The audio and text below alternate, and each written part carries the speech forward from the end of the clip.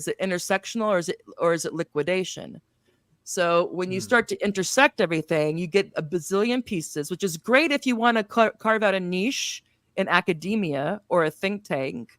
So I'm a specialist in a particular place, from a particular standpoint, from particular gender, sexuality, et cetera, and then I can that could be our turf. I was going to talk about deconstruction, just because what became popular, at least when I started to go through the higher education system, was the deconstruction and discourse analysis. Yeah, so Derrida and Foucault. This became almost obligatory.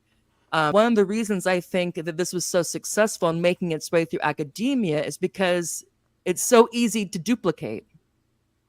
If I'm deconstructing something, I can, like, for example, I can deconstruct any binary. It's an easy method to reproduce.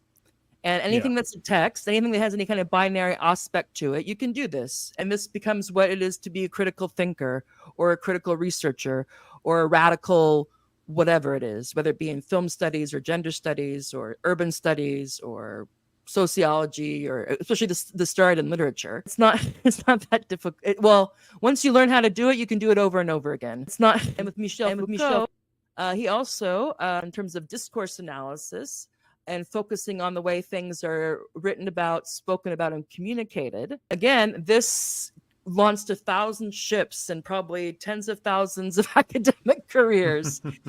And I'm not going to say it's not interesting or worthwhile, but what I will say is it has nothing to do with class.